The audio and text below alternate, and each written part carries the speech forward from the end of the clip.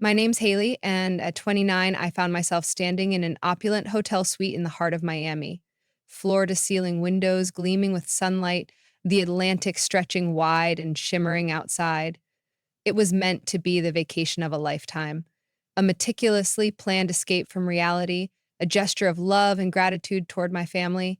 Yet, as I stood there, absorbing the luxurious surroundings, my heart was heavy. My mother, Catherine, and my younger sister, Stephanie, were locked in another heated exchange, this time over the dinner reservations I had spent weeks perfecting.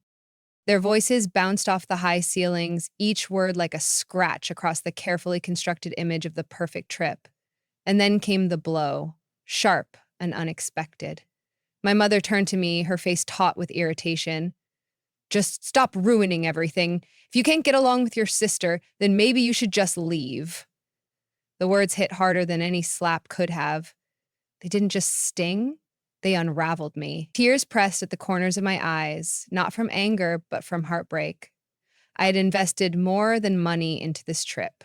I had poured in hope, years of emotional labor, and the deep desire to finally connect with the women I loved most. To understand how we got to that point, you have to know my family. Growing up, our dynamics were far from simple. My mother, now 58, raised Stephanie and me on her own after our father walked out when I was only 7. She shouldered 2 jobs for most of my childhood, juggling hospital shifts and late-night clerical work to keep a roof over our heads and food on the table. I understood from an early age that there wasn't room for complaints or indulgence. I matured quickly, taking on roles far beyond my age, while my sister Stephanie, 5 years younger, remained the family's baby, shielded from responsibility and often excused for behavior others wouldn't get away with. That imbalance defined much of our relationship. While I balanced school, part-time jobs, and the emotional toll of being the eldest, Stephanie received gentler treatment. She was fragile, in need of guidance and support, and I was always expected to provide it. Into adulthood, nothing changed. I was the one paying bills on time, organizing family events, showing up without being asked. Stephanie, by contrast, seemed to float, dabbling in retail jobs, hopping from interest to interest, still finding herself well into her mid-20s. Despite it all, I longed for closeness. No matter how unfair things felt, a part of me still hoped that if I just did enough, planned enough, gave enough, things would finally change. Maybe then I'd be appreciated, acknowledged, maybe even loved the way I'd always craved. When my marketing career took off, affording me a comfortable income, I saw an opportunity to give my mom something extraordinary. After a minor health scare last year when she fainted at work from sheer exhaustion, I realized time was no longer something we could take for granted. The doctors said it was just stress, but I heard the alarm bells loud and clear. That moment became the seed of an idea. I would plan a trip, a lavish vacation, in celebration of my mom's 60th birthday. She had spent a lifetime sacrificing for us. It was time someone did something just for her. I envisioned a week of sun-soaked beaches, gourmet meals, and laughter echoing over mojitos and ocean breezes. A family retreat that would erase the bitterness of the past and replace it with beautiful memories. The planning became my obsession. For over 3 months, I combed through reviews, compared amenities, and called hotels across Miami's coastline. I finally secured an incredible deal on a beachfront resort by booking 6 months in advance. To make it extra special, I cashed in my frequent flyer miles to upgrade our flights to first class.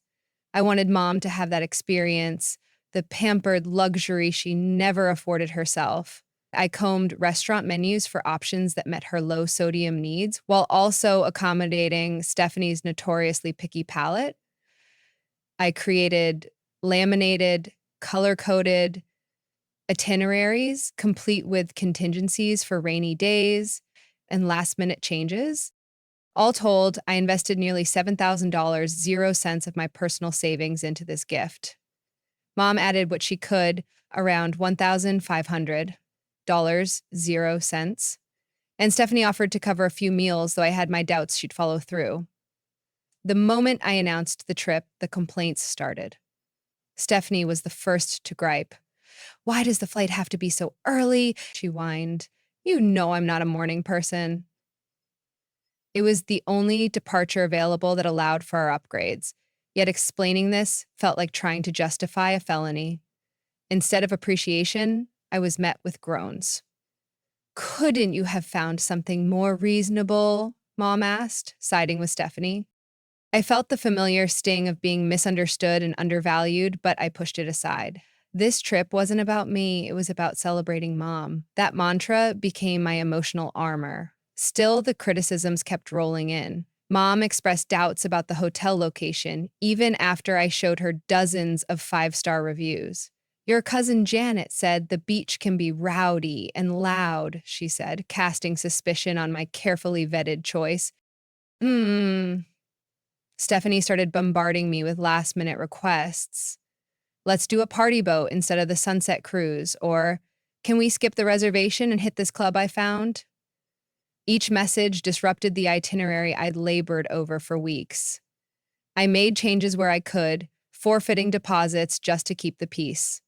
I told myself, if it makes them happy, it's worth it. The night before departure, I lay in bed, sleep evading me. I cycled through every detail, checked confirmations, weather forecasts, double-checked Stephanie's flight info. I wanted to believe it would all pay off, that they'd recognize my effort, that we'd finally have the family bonding we so desperately needed. When we arrived in Miami, the day was postcard perfect. Our taxi pulled into the palm-lined entrance of the hotel, where the white marble lobby sparkled with sunlight. Mom's eyes widened as she whispered, "This is beautiful." For a fleeting second, warmth bloomed in my chest. Maybe I had done something right. We entered the suite, expansive and elegant, with two balconies and sweeping views of the ocean. Even Stephanie looked impressed. "Which bedroom is mine?" she asked immediately. I explained the arrangement. Mom would have the master suite, of course. Stephanie and I would take the remaining rooms. "But I want the ocean view," Stephanie said, frowning. I paused, then offered her my room, the one with a partial view. I took the smallest room, the one that faced the back alley and city noise. It felt like a minor concession at the time. Peace was worth it. We had reservations that afternoon at a coastal restaurant, praised for its seafood, a place I'd chosen specifically because Mom loved grilled snapper. For a short while, everything felt okay. Mom was smiling, snapping pictures of the ocean and her vibrant cocktail. I thought maybe, just maybe, we'd turned a corner. But halfway through the appetizers, the unraveling began again. Stephanie scrunched her face after taking a bite, pushing her plate aside with visible distaste. "This ceviche is way too limey," she declared, her tone somewhere between complaint and accusation. Then, squinting into the warm glow of the setting sun, she added, "And why is it so hot out here? Couldn't we have eaten inside?" Her voice cut through the soft clinking of silverware and distant waves. I had gone out of my way to request outdoor seating for this meal, hoping the ocean breeze and vibrant sunset would add to our experience.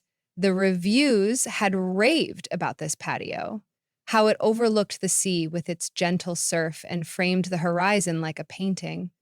"We can ask to move inside," I said, already motioning for the waiter to come over. I didn't want another scene, but Mom shook her head, her face showing signs of exhaustion rather than disapproval. "No, it's fine," she sighed. "Let's not make a fuss. We'll just eat quickly and go." Just like that, the dinner I had dreamed of as our perfect kickoff to the vacation became an awkward, rushed affair. Stephanie barely nibbled her meal, tapping at her phone more than engaging with us, while Mom checked her watch, as if calculating the minutes until she could retreat. Back at the hotel, I gently suggested a trip to the beach before dinner, trying to salvage the afternoon. "I'm actually really tired from the flight," Mom said as she headed for her room. "I think I'll take a nap," Stephanie chimed in almost immediately. "Yeah, me too. Plus, My nails are wrecked. The polish chipped in my suitcase. I need to fix that. I masked my disappointment behind a polite smile. That's fine. I made dinner reservations for 7:30 at that Cuban spot I mentioned. It's popular, so we'll need to leave by 7. They nodded vaguely before disappearing into their rooms, leaving me alone in the common area of the suite. I slipped on my sandals and made my way down to the beach alone. The sand was soft and white beneath my feet, the ocean a stunning shade of blue. It was exactly how I pictured it when I first started planning. I strolled along the waterline, trying to find that spark of excitement I'd felt so often during the months of anticipation. Surely things would get better once they'd had a good night's sleep. Determined to make the next day smoother, I woke up early and headed down to the pool area by 7 o'clock a.m. The concierge had told me the premium cabanas were usually claimed by 8 o'clock, and I wasn't taking any chances. I secured one in the adults only section with misters and plenty of shade. I even ordered a fresh fruit platter and coffee to be delivered around 10 o'clock, assuming that by then everyone would be up and ready for a relaxed morning by the sea. When I returned to our suite at 9:30, I found both Mom and Stephanie still in their pajamas, lounging on their beds with phones in hand. "Good morning," I greeted brightly. "I reserved an amazing cabana for us. It has a great view and is away from the family area, so it's peaceful. Breakfast will be delivered there at 10. Mom looked up, eyebrows knitting together. "Oh, I'm not sure I want to sit outside all day," she said. "It's supposed to get really hot." Stephanie added without looking up, "And those cabanas are always right by screaming kids." "It's actually in the adults only area," I explained quickly. "There are misters to keep us cool. I thought we could hang out there until lunch, then do that Art Deco walking tour I told you about." They exchanged a look. A subtle moment that felt like an entire silent conversation, and Stephanie spoke up. "I was thinking we might go shopping instead. There's a really nice mall nearby." "That, the walking tour," I started to say, the non-refundable tickets flashing through my mind. "Patient," Mom interjected gently, but firmly. "We don't need to follow a rigid schedule. If Stephanie wants to go shopping, we can do your tour another time." I swallowed the words bubbling up inside me, reminders of the $75, 0 cents per person I had already paid, the months of coordination, the carefully crafted schedule I thought they'd appreciate. "Sure," I said finally. "Shopping could be fun too." We ended up at the cabana 2 hours later than planned. The fruit platter was lukewarm, the coffee already gone cold. Neither Mom nor Stephanie seemed to notice or care. They chatted about clothes and new nail colors while I quietly cleared away the trays. That night's dinner reservation was another high-stakes booking. The restaurant was a local gem with a renowned chef who'd recently appeared on Top Chef. I'd booked it weeks in advance with a credit card, $50, 0 cents per person for any cancellations. As we got ready, Stephanie announced, "I told my friend Amber about our trip. She lives in Miami and wants to meet us for drinks tonight." "You have a friend in Miami?" I asked, taken aback. "When did you plan this?" "We've been mutuals on Instagram for years," she said casually. "She knows all the best spots, like better than those touristy places you picked." I felt that all too familiar pang, the one that came every time my careful efforts were dismissed. "We have dinner reservations at 8. Maybe she can join us for drinks afterward?" "The reservation's only for 3, Mom pointed out. "It's a fancy place. We can't just add another person." "Then let's cancel and go where Amber suggests," Stephanie replied with a shrug, as if it were the most obvious thing in the world. "There's a cancellation fee," I said, trying to stay calm. "And this is a really special place. The chef was on television." "Do you care more about some chef than meeting my friend?" Stephanie asked, her tone suddenly wounded. Later that night, back in our suite, I heard them talking while I was alone in my room. "Haley's being so controlling," Stephanie said. "It's like we're on one of her corporate retreats, scheduled down to the minute." She means well, Mom replied, though her voice sounded weary. But yeah, it would be nice to just relax, not worry about what's next. I pressed a pillow to my face, willing the tears away. They had no idea how much work, money, and care had gone into every line of that corporate itinerary. All I'd wanted was to give them something unforgettable. Somehow, in the process, I had become the villain. The next morning, I woke up with a new plan: to let go. If they wanted a relaxed, spontaneous vacation, then I would adapt. I pasted on my most cheerful expression and suggested something simple: breakfast at the hotel buffet, no reservations, no itinerary, just casual. That sounds lovely, Mom said, visibly relieved by the change of pace.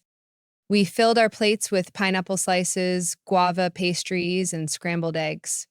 For a few moments, the atmosphere was light, almost normal. Then Stephanie dropped her next surprise. By the way, Amber's joining us at the beach today. I told her about the cabana. I paused, holding a piece of pineapple on my fork halfway to my mouth, processing what Stephanie had just said. Amber's joining us at the cabana? I asked, trying to keep my tone neutral. The cabana I had reserved was designed to comfortably seat four. With our beach bags, towels, and supplies already spread out, it wasn't going to be an easy squeeze. We can make room, Stephanie said casually, adding yet another packet of sugar to her coffee. Don't be so selfish, Haley. Before I could open my mouth to explain the occupancy rules or the comfort concerns, Mom jumped in with a weary sigh. It'll be fine. It's nice that your sister has a friend here to show us around. Don't make a big deal out of it. I bit my tongue, forcing a polite nod, even though my mind was already recalculating the logistics of the day. The cabana had cost $200. Zero. A steep price, but one I paid happily because I wanted our beach day to be relaxing and special. Adding another person not only disrupted that intent, but could get us flagged by hotel staff for exceeding the stated limit.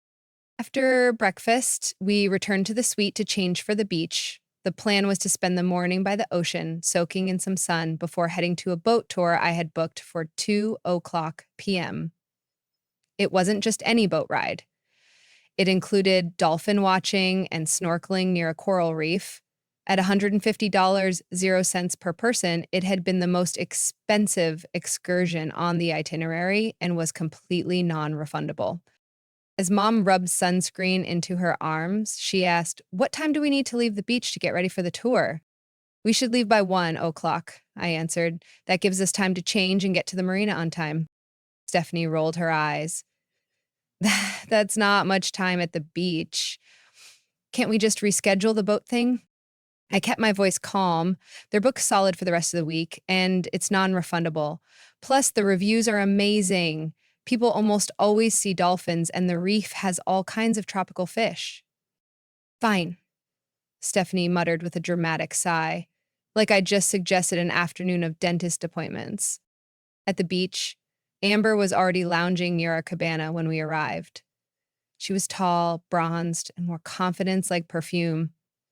She greeted us with an easy smile and launched into animated stories about her favorite places in Miami. Within minutes, she and Stephanie were giggling about local hotspots, laughing at inside jokes, and making plans. "We should go to this beach club tomorrow," Stephanie said excitedly. "They have DJs and amazing food. Amber says it's way better than this tourist trap." "That could be fun," I said, trying my best to stay open and accommodating, even though I felt like an outsider listening to them chat about people and places I'd never heard of. Mom seemed content, lying back with her magazine, occasionally chiming in when prompted.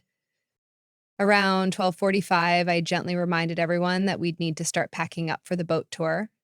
"We've been here for over 3 hours," I said, checking my watch. "We need time to shower and get to the marina." Stephanie groaned. "We just got comfortable." At that moment, Amber looked up from her sun hat and sunglasses. "Actually, my friend is the hostess at this really exclusive South Beach restaurant," she said. "She can get us a table at 2, which never happens. You guys should totally skip the boat and join me for lunch." My heart sank. I saw the spark in Stephanie's eyes before she even spoke. That sounds way better than looking at fish, she said, turning toward Mom. Don't you think? Mom hesitated. Well, Haley did pay for the boat tour. They'll probably refund it if you explain, Amber interjected, even though she had no way of knowing the policy. They won't, I said firmly. I checked. It's 100% non-refundable within 48 hours. So we're all supposed to suffer through a boring boat ride because you don't want to waste money? Stephanie snapped. It's not boring, I replied, trying to keep my voice steady. It has hundreds of five-star reviews. And yes, $450, 0 cents is a lot to throw away. The tension followed us back to the suite. In the end, we compromised. Mom and I would go on the tour while Stephanie and Amber went to lunch. It wasn't ideal, but at least part of the money wouldn't be wasted. The boat tour was, in a word, magical. We spotted a pod of dolphins swimming alongside us, their sleek bodies darting through the water like synchronized dancers. The snorkeling was breathtaking, with schools of vibrantly colored fish darting between coral. The tour guides were knowledgeable and friendly, enhancing the entire experience. With Stephanie's complaints temporarily out of earshot, Mom actually seemed relaxed. We took selfies with the dolphins playing in the boat's wake, and for a few hours it felt like the vacation I had hoped for.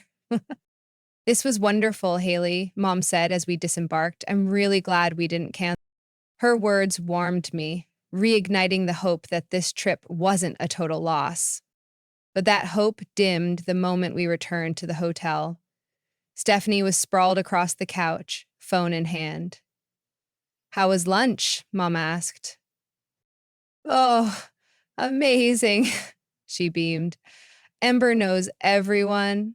We got free champagne and met these models who invited us to a yacht party tomorrow. My stomach twisted. Tomorrow is the Everglades airboat tour, I reminded her. Another non-refundable event. Yeah, I'm not doing that, Stephanie said, waving me off. Amber says those tours are a complete tourist trap. The yacht party will be way more fun. The pressure behind my temples built into a full-blown headache. Stephanie, I get that you want to spend time with your friend, but we came here for a family vacation. For Mom's birthday. Stephanie turned to our mother. Mom, you want me to have fun, right? Mom let out a sigh, clearly caught in the middle. I don't want to come between you two. Can't we figure out something that makes everyone happy? Before I could respond, my phone buzzed with a credit card notification. Curious, I unlocked it and saw a new charge from the hotel spa, $340, 0 cents. I didn't go to the spa today, I said slowly, turning toward the two of them. Did either of you? Stephanie didn't even blink. Oh yeah, Ember and I got massages after lunch. I put it on your card. You're covering the trip anyway, right? I figured you wouldn't mind since you're so worried about us enjoying ourselves. I stared at her, stunned into silence. My voice caught in my throat as I tried to make sense of what I had just heard. You used my credit card without even asking me?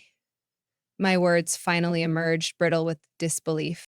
Stephanie didn't miss a beat. She rolled her eyes dramatically, as if I was the one being unreasonable. Don't make this a big deal, she said nonchalantly. You can afford it with your fancy marketing job.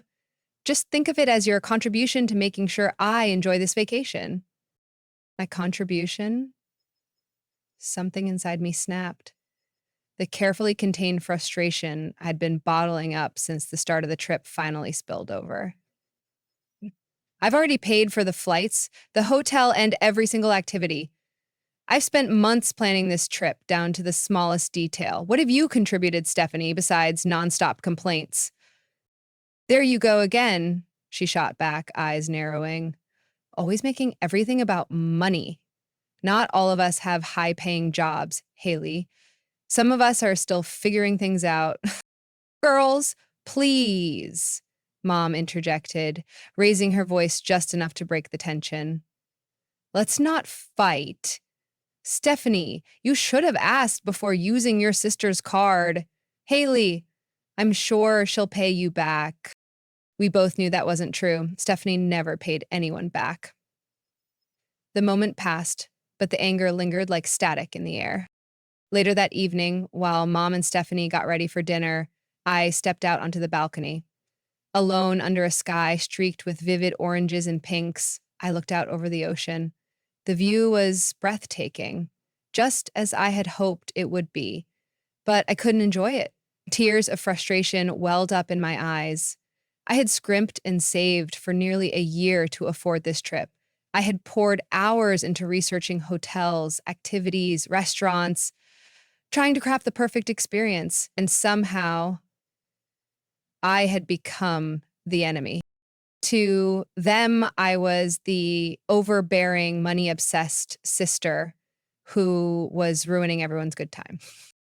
As I wiped my tears away, I made a vow to myself. Tomorrow, I would try harder. I would let go of my expectations. I would be more flexible, more easygoing. For Mom's sake, if nothing else. I had no idea that tomorrow would be the day when everything unraveled completely. Determined to salvage what I could, I woke before the sun rose on our third day. While they were still asleep, I quietly left the suite and went to the concierge desk. I told the kind woman, Louise, that I wanted to surprise my mom with something special, a birthday breakfast on our balcony. Louise helped me set up a beautiful spread, freshly baked pastries, ripe fruit, gourmet coffee, and champagne for mimosas. So I also requested a small bouquet of Mom's favorite flowers and placed the birthday card I'd brought from home beside it all. When I returned to our suite, the girls were still fast asleep. I moved quietly, setting up the breakfast on the balcony, arranging everything just so. By 9 o'clock AM, when they finally stirred and emerged from their rooms, I was ready. Happy early birthday breakfast, Mom, I said, trying to keep the hope out of my voice. I just wanted one morning, one moment that felt like the vacation I'd envisioned. Mom's face lit up. This is lovely, Haley. Thank you. She kissed my cheek and sat down. For a moment, as we sipped our mimosas and listened to the waves, things felt right. And then Stephanie's phone buzzed.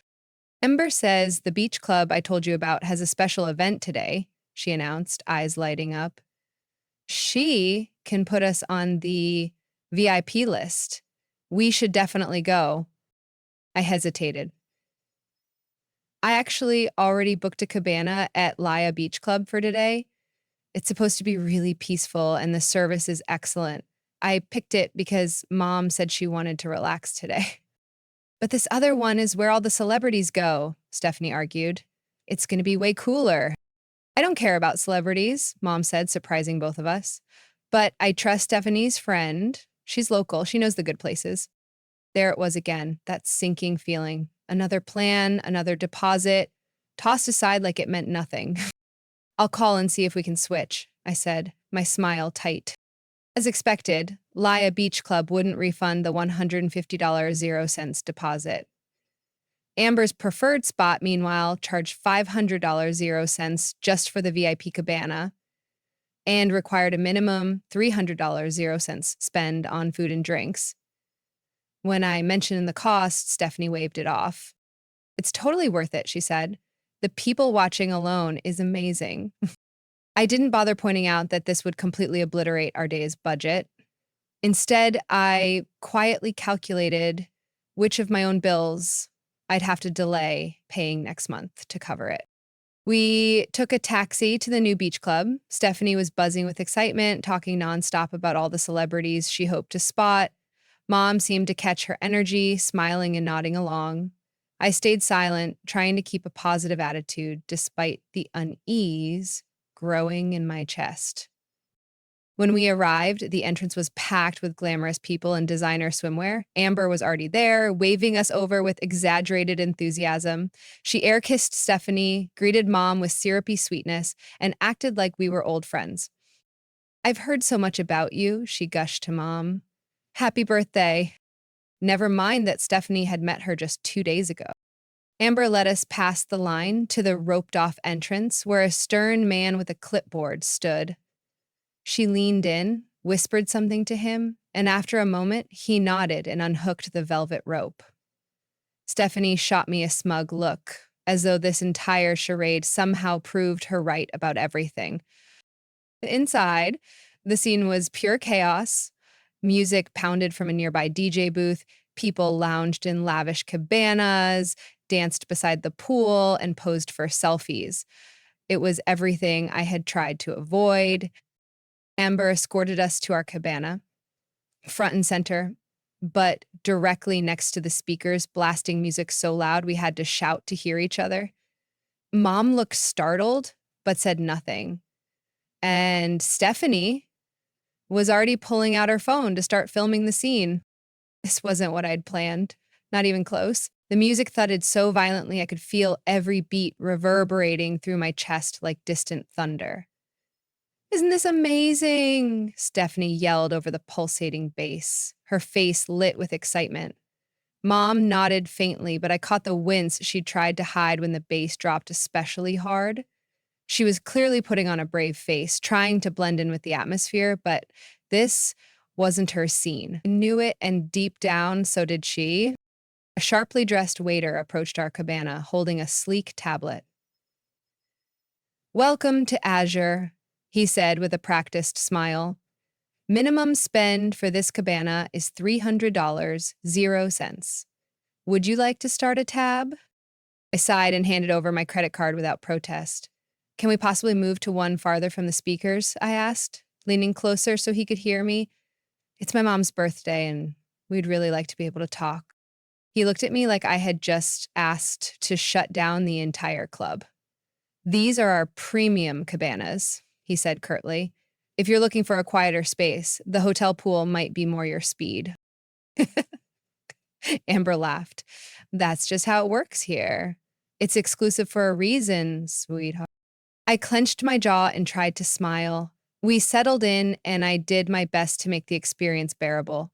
I ordered cocktails and fruit platters, careful to keep track of what we were spending, but determined to let Mom enjoy at least part of the afternoon. Roughly an hour in, Amber spotted someone across the pool and eagerly waved them over. Within minutes, our cabana was no longer just ours. It was packed with her friends. 3 women and 2 men, all dripping in designer accessories, sunglasses, and bravado. They ordered rounds of drinks like it was Monopoly money, not once asking who was footing the bill. Spoiler alert, it was me. I watched Mom trying to maintain a smile, but she was visibly shrinking into herself. Her shoulders were tense, and she kept casting glances my way, silently asking for an exit. I leaned toward Stephanie. "Mom's not having a good time. Maybe we should move to the hotel pool." "So she's fine," Stephanie said dismissively, not even looking up from her phone. "She just needs to loosen up and enjoy herself." "This isn't her kind of fun," I insisted. "Just look at her." "You're just mad your boring plan got scrapped," she snapped, eyes narrowing. "Stop trying to control everything." One of Amber's guy friends overheard and laughed. "Yeah, stop being such a buzzkill," he added, smirking. I stood up, my face flushed with embarrassment and rising anger. "Mom, do you want to go somewhere quieter?" I asked, hoping she would give me the excuse to leave. Before she could answer, Amber interjected with a toothy grin. "We're just about to order bottle service." "You can't leave now." "Bottle service?" I repeated, my stomach dropping at the thought of how much more this would cost. "The vacation," Stephanie chimed in like it was obvious. "Live a little." That's when I noticed one of Amber's friends casually going through my beach bag. She pulled out my sunscreen, applied it, and tossed it aside like it belonged to her. "Excuse me," I said, reaching for my bag. "Those are my things." "Sharing is caring," she said, laughing, and reached back in. I grabbed the bag away quickly, accidentally knocking over her drink in the process. The glass hit the floor and shattered. "What the hell?" she shrieked, jumping back as though I'd done it on purpose. Suddenly, all eyes were on me. Amber, her friends, Stephanie, and even Mom. A frozen moment, stretched in awkward tension. "I'm sorry about the glass," I said, my voice shaking. "She was rifling through my personal belongings without asking." "It's not a big deal, Haley," Stephanie hissed. "Why are you always making a scene?" "A scene?" I repeated, my voice rising. Strangers are raiding our cabana, spending money on my credit card, digging through my things, and I'm the one causing a scene? Mom stood up, her face flushed deep red. Haley, please, people are staring. I don't care, I snapped, finally unable to hold it in. I spent months planning this trip. I saved for a year to make this special for you. I booked every detail thinking of your happiness, and all I've gotten in return is disrespect. Stephanie changes everything, hijacks the plans, spends my money without asking, and you still side with her. The music felt like it dimmed around us as I raised my voice, and I suddenly realized just how many people were watching. Glamorous beachgoers stared, drinks in hand, soaking in our family drama like it was part of the entertainment. Mom stepped toward me and grabbed my arm, pulling me behind the cabana where we had a moment of semi-privacy. You're embarrassing me, she hissed. You've been rigid and bossy this whole trip. You make your sister feel bad about trying to have fun. Her fun is costing me thousands, I replied, barely able to contain my frustration. This trip wasn't supposed to be about bottle service and Instagram clout. It was about giving you a peaceful vacation, the one you said you wanted. You hate crowds and loud music. Her face shifted into something cold and distant. Stop ruining the trip with your sister. Just leave. And the words hit like a punch. I stepped back, stunned. Mom. I looked past her and saw Stephanie watching, a smug look barely concealed on her face. Fine, I said quietly. I'll leave. I didn't wait for a response. I gathered my things and walked through the cabana, not stopping even when I heard Mom call my name softly. I didn't turn back. I couldn't. I was afraid that if I did, I would fall apart right there in front of them. As I passed the bouncer, he gave me a surprisingly sympathetic glance. Maybe he'd seen too many of these family implosions unfold under neon lights and overpriced cocktails. Outside, the air was free of cologne and ego. It was real. I took a deep breath, savoring the normalcy of it, and flagged down a taxi. I slid into the back seat and gave the driver our hotel address. As the cab pulled away, I stared out the window in silence. For the first time on this trip, I was no longer focused on keeping the peace, pleasing others, or salvaging plans. My mind was already working through the next steps. How to cancel the rest of my activities, change the hotel booking, and salvage the days I had left. This was no longer about them. It was time to take care of me. The hotel suite was serene when I returned, a world away from the chaotic, pulse-pounding beach club I had fled just hours before. Cool air swept through the space, tinged with the scent of ocean breeze pumped through the central AC. I stood still in the center of the living room, absorbing the quiet. All around me were fragments of our presence, Stephanie's clothes draped haphazardly over the armchairs, Mom's glasses resting beside her half-read novel, and my color-coded folder of travel documents, still neatly aligned by the television. I walked slowly to the small room I had been using, tucked away, facing the city rather than the ocean. A silent reminder of all the small sacrifices I had made to keep the peace. With practiced precision, I opened my suitcase and began to pack. Each shirt was folded deliberately, each toiletry sealed carefully. The methodical rhythm helped soothe the chaos in my mind. I had made my decision, not in anger or haste, but with painful clarity.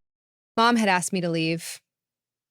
Those words echoed in my mind, not screamed in rage, but delivered coldly and decisively. And I was simply honoring her request, that it also preserved a shred of my self-respect, was just a necessary outcome. As I packed, I mentally reviewed the remaining plans for the trip. There were still 3 more days of prepaid activities, reserved meals, and carefully timed experiences. I couldn't just walk out and leave them unprepared. At the desk in our room, I found a notepad with the hotel's crest printed in gold foil. Sitting down, I wrote out a detailed list: confirmation numbers, contact names, event times, instructions on where to meet, even the names of staff I had coordinated with, especially Luis, the kind concierge who had gone above and beyond. My handwriting was neat despite the slight tremble in my fingers. The note contained no accusations, no guilt trips, no pleas for understanding, just pure logistics. The final act of a responsible daughter making sure everyone else had what they needed. I left the note on the glass coffee table, propped against a small vase of tropical flowers, so they couldn't possibly miss it when they returned. Then I made my way downstairs and approached the concierge desk where Luis was arranging brochures. He looked up and immediately noticed my red, puffy eyes. Miss Walker, he said gently, is everything all right? There's been a change of plans, I replied, keeping my tone even. I'll be checking out early. My mother and sister will stay for the rest of the reservation. I just want to make sure they still have access to everything I arranged. Luis didn't ask unnecessary questions. His professionalism remained intact, but there was a softness in his gaze that reminded me not everyone needed to know the whole story to offer help. He updated the room file, authorized charges in my absence, and confirmed that all reservations would remain valid. I'll also have something special delivered to the room on your mother's birthday, he added. A small surprise, no charge. Thank you, I murmured, genuinely moved. Also, do you have a recommendation for a flight service? I need to book a return trip as soon as possible. He directed me to the business center where I logged in and booked a same-day flight home. The last-minute ticket was outrageously expensive, more than I'd budgeted for, but staying another night felt impossible. The idea of seeing Stephanie or trying to wear a mask of calm in front of Mom again was more than I could bear. Returning to the room one last time, I transferred the remaining vacation budget from my bank account to Mom's. She wouldn't be left without spending money, even if my own balance now hovered dangerously close to empty. One more silent sacrifice. Before I left, I stood by the balcony doors, gazing out at the ocean one final time. The waves rolled in, indifferent and eternal. The same ocean that had greeted me with promise now seemed to whisper a quiet farewell. I opened the door and stepped out, letting the breeze wash over me. I allowed myself exactly 1 minute to acknowledge the disappointment, the effort, the love that had gone unnoticed. Then I stepped back inside, closed the door, and wheeled my suitcase to the elevator. The bellhop who had welcomed us with a smile just 2 days earlier greeted me again. He didn't say much, but his expression softened when he saw my suitcase and weary face. Taxi, miss? Yes, please. The ride to the airport passed in silence. I turned my phone back on, and without allowing myself time to think, I typed a message to Mom. As requested, I'm leaving.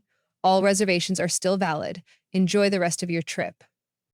I turned off notifications and placed the phone face down. No replies, no guilt, just silence.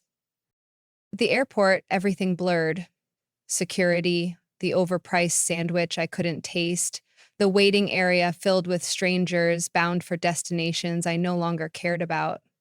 Around me were families, couples, solo travelers, some laughing, some arguing, some exhausted. I wondered how many of them were enjoying the dream vacations I had once envisioned for us. When my flight was called, I boarded with the robotic calm of someone who had nothing left to feel. The contrast between this crowded economy seat and the first-class luxury I had arranged for our arrival felt poetic in a cruel way. As the plane took off and Miami disappeared beneath the clouds, I finally allowed the tears to fall freely. The woman beside me offered a tissue without comment. Her quiet kindness cracked something deeper in me, and I sobbed silently into the crumpled napkin. By the time we reached cruising altitude, the tears had dried, leaving behind only a hollow, numb quiet. I declined the beverage service and closed my eyes. Not hoping for sleep, just needing to shut out the world, even for a little while. Somewhere high above the dark, sleeping continent, I made myself a quiet promise. I would stop setting myself on fire to keep others warm, even if those others were family. As the plane flew across the quiet heartland of America, it struck me this was the first time in months I'd made a decision entirely for myself. Not crafted to soothe my mother's nerves or make things easier for Stephanie. It wasn't about compromise or peacekeeping. It was about survival, about preserving what little I had left of my dignity. And although that realization didn't exactly make me feel good, it offered a strange sense of gravity, a landmark, however bittersweet. When I finally walked through the front door of my apartment just after midnight, I was hit by a peculiar stillness. Everything was just as I'd left it. My coat on the hook, the half-read book on the coffee table, the faint lemony scent of the candle I hadn't even lit. And yet, it felt unfamiliar, like walking back into someone else's life. I dropped my suitcase by the entryway and moved through the darkened rooms without switching on the lights. The street lamps outside painted amber stripes across the floor. My body ached, not from travel, but from the emotional weight I'd carried through the last 4 days.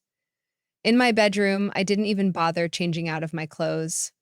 I simply lay down on the bed, fully dressed, and let the fatigue wash over me in waves. Morning came too soon.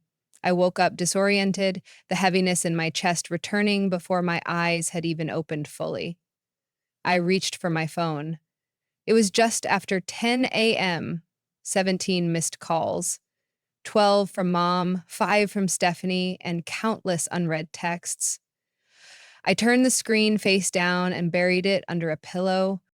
The silence in my apartment, usually a balm after long workdays, now echoed like a void. I turned on some music, soft, familiar, and forced myself into the shower. The hot water didn't do much to ease the tightness in my chest, but it helped me feel human again. I made toast and coffee I didn't want and sat at the kitchen table, staring blankly out the window at the quiet street below. Throughout the day, I drifted between moments of confident resolve and crushing guilt. Had I overreacted? Walked away too soon? Should I have endured just a little longer for Mom's sake? Was I being petty about money when family was supposed to matter more? But every time I began to question myself, I'd replay that moment, the sun beating down, the club music vibrating through my bones, strangers drinking on my dime, and my mother turning to me with that same resigned tone she always used. Just leave. By 4 o'clock p.m., my phone buzzed again. Jessica, my best friend since college. I debated letting it ring, but something in me needed connection. Hey, I croaked, voice still thick from sleep and silence. Kelly, oh my God, are you okay? Weren't you supposed to be in Miami? I was, I said. How did you? Your mom called me, Jessica said you weren't answering and she was worried. I bristled. She had gone around my silence instead of respecting it. I'm fine. I just needed space. Do you want to talk about it? To my surprise, I did.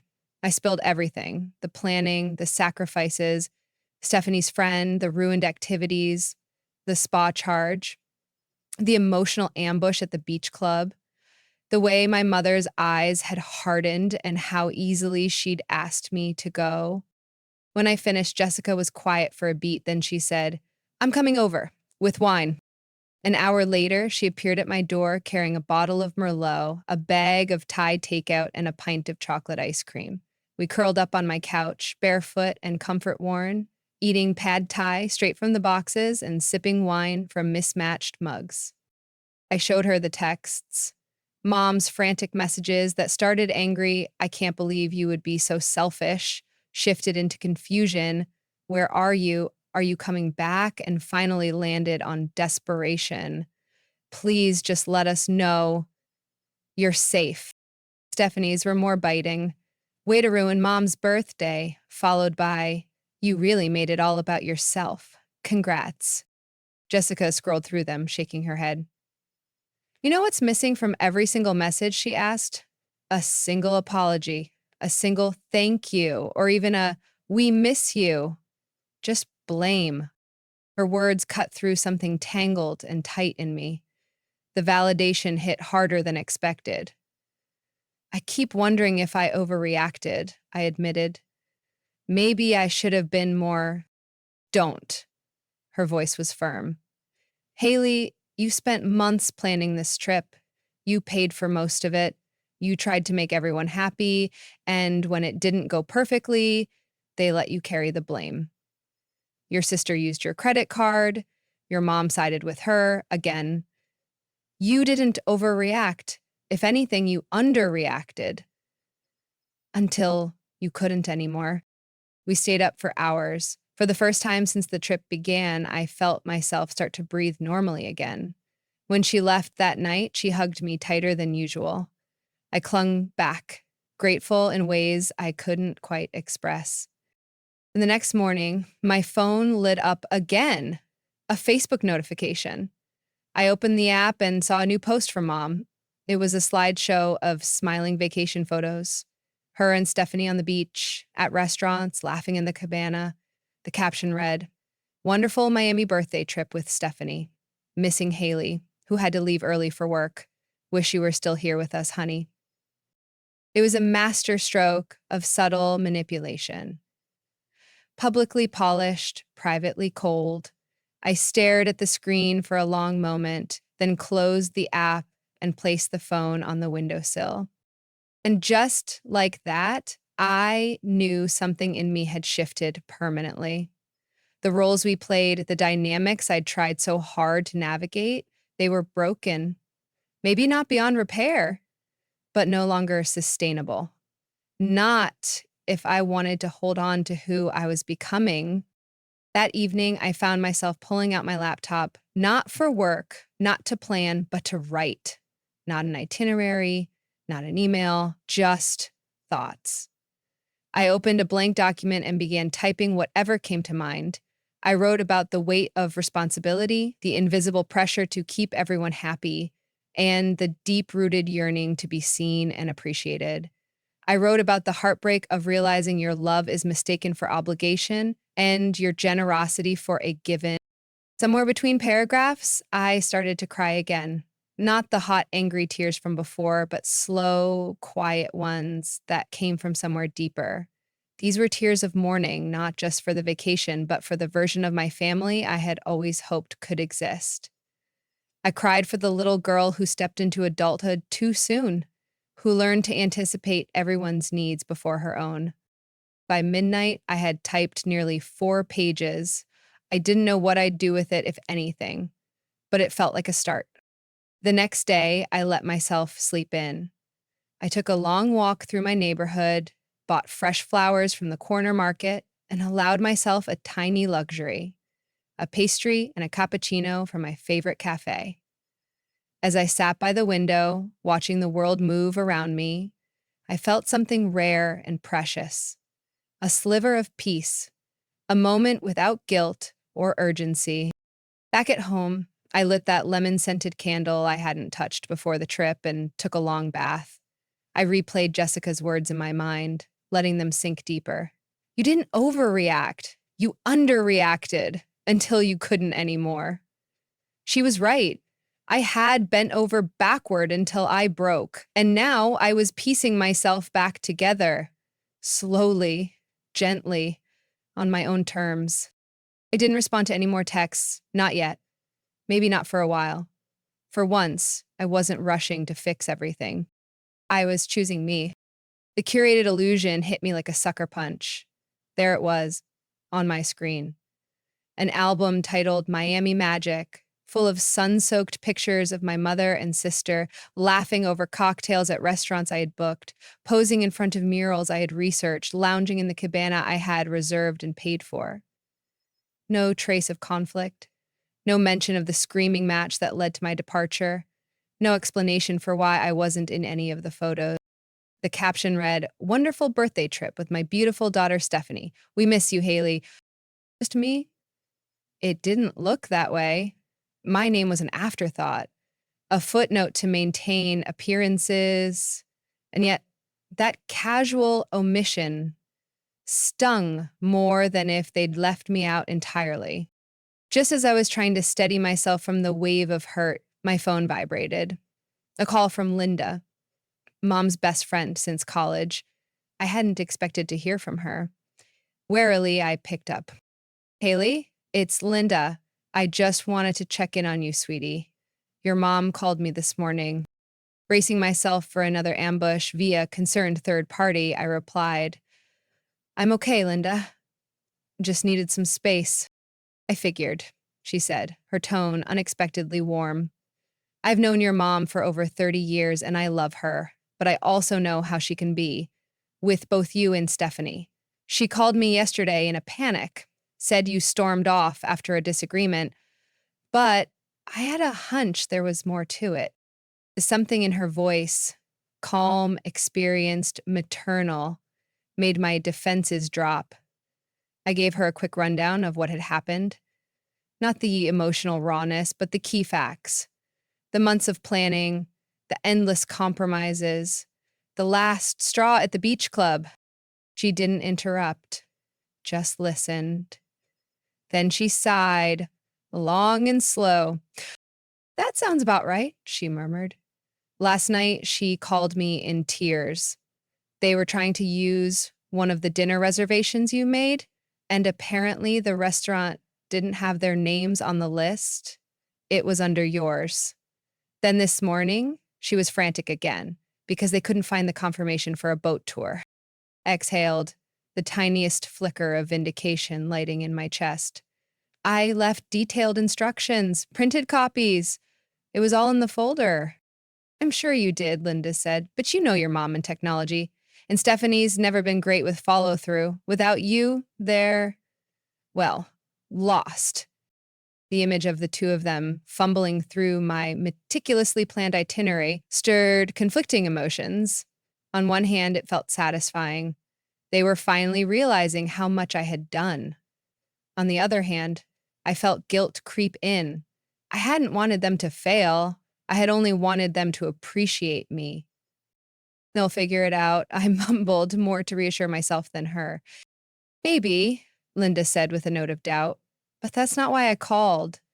I wanted to make sure you're taking care of yourself.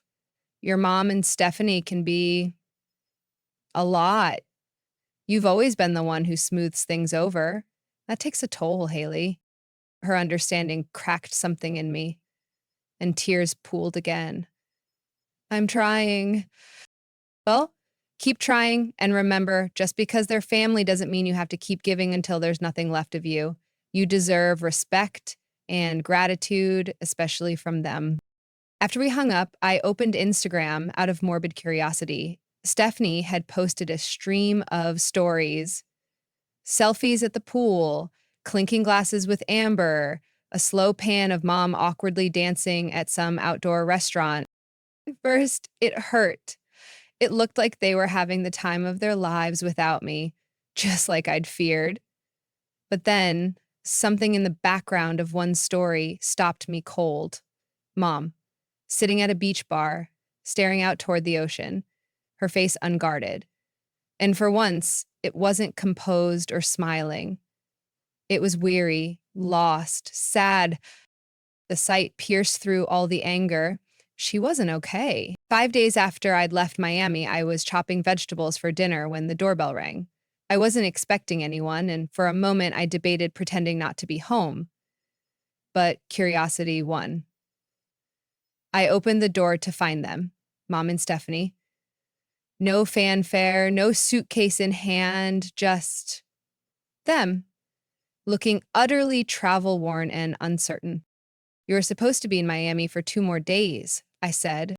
We came back early, Mom replied quietly. Can we come in? I hesitated for only a second before stepping aside. They entered like strangers, unsure where to stand. The silence between us was thick. Years of tension condensed into one living room. My heart thudded against my ribs, half guarded and half hopeful. It was Mom who finally broke the silence. We need to talk, Haley. All of us. About what happened in Miami and about a lot of other things, too. We sat in the living room, awkwardly angled toward each other. A sitcom laughed faintly through the wall from a neighbor's apartment.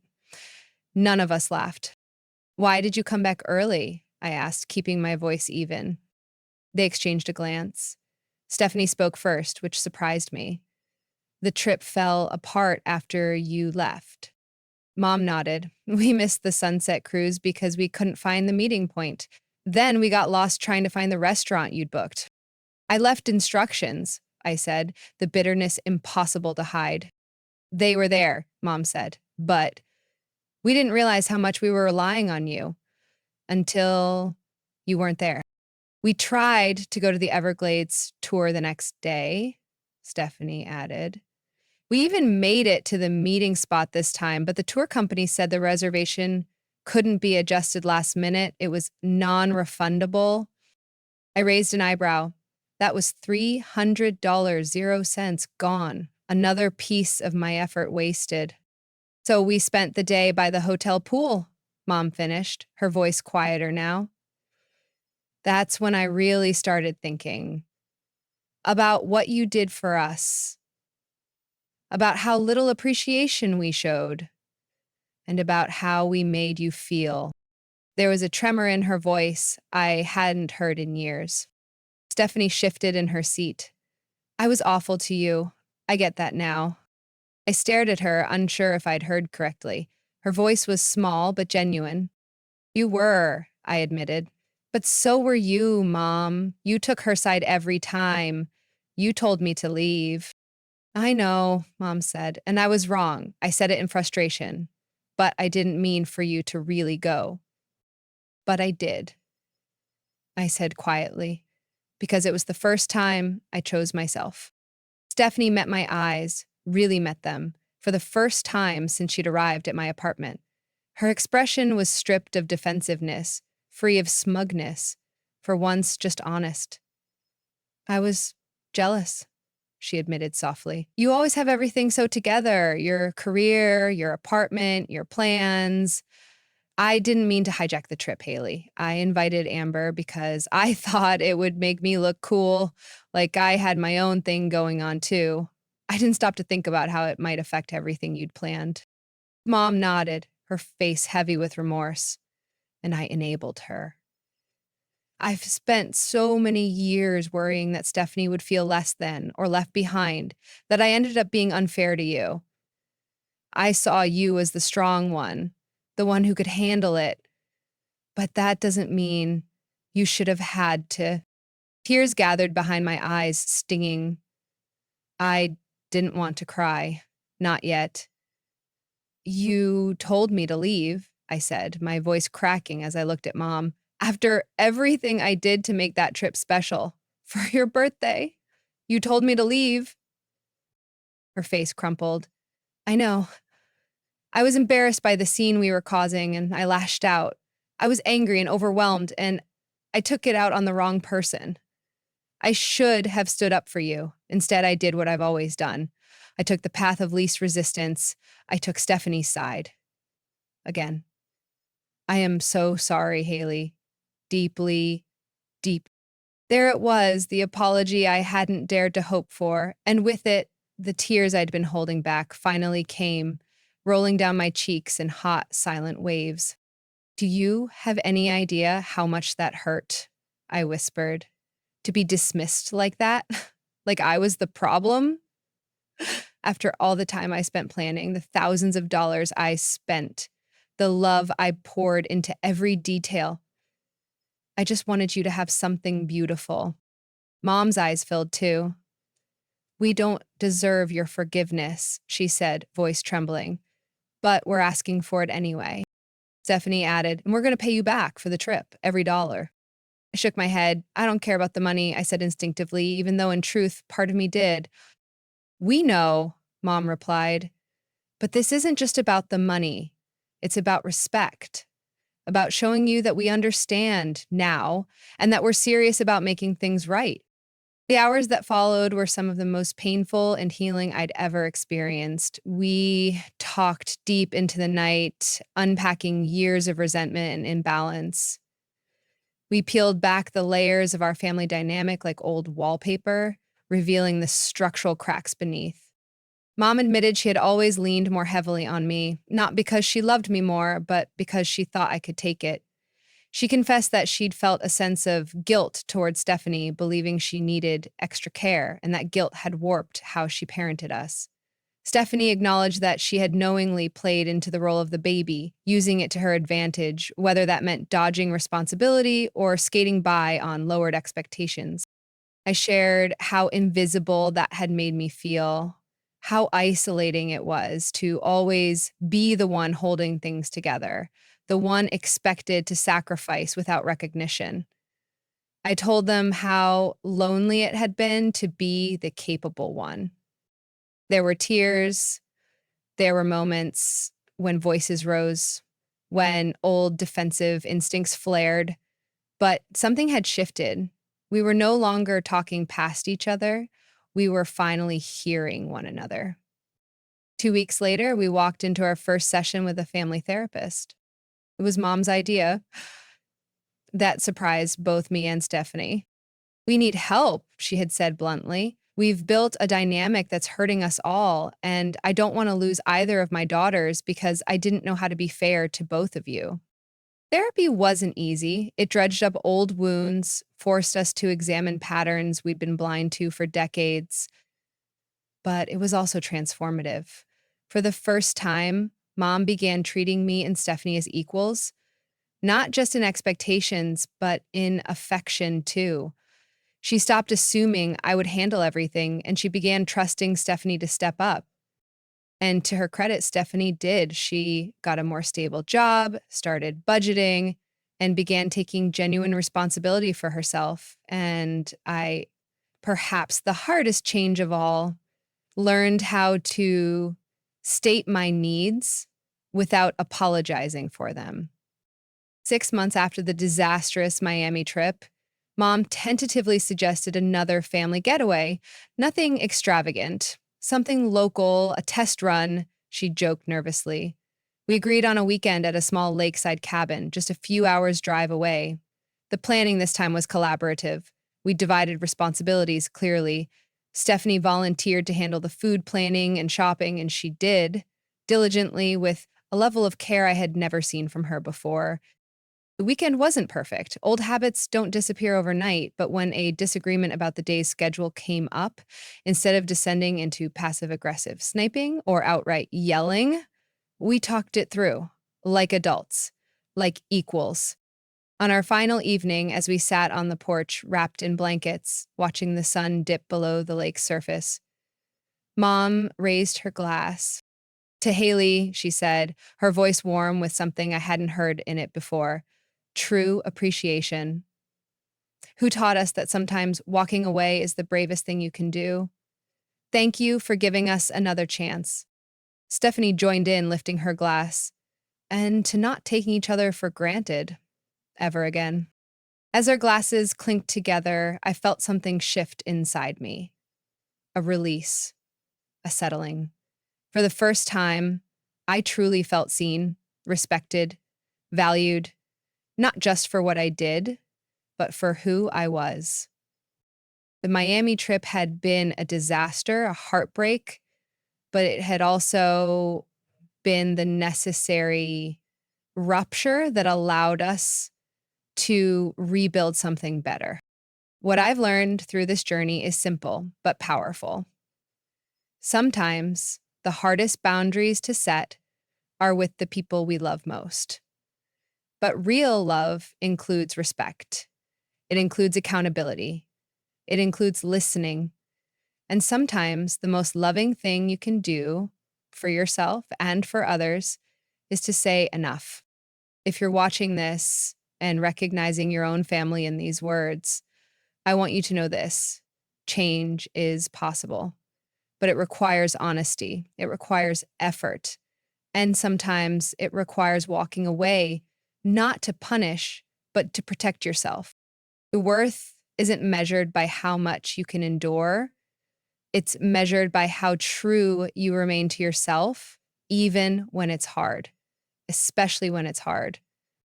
If this story resonated with you, please leave a comment below. Share your own experience if you've ever had to walk away from family to be seen. Hit that like button and subscribe for more real life stories about navigating boundaries, healing, and finding your voice. And remember, sometimes the bravest thing you can do is walk away. But the most beautiful thing is finding your way back with new understanding and new love.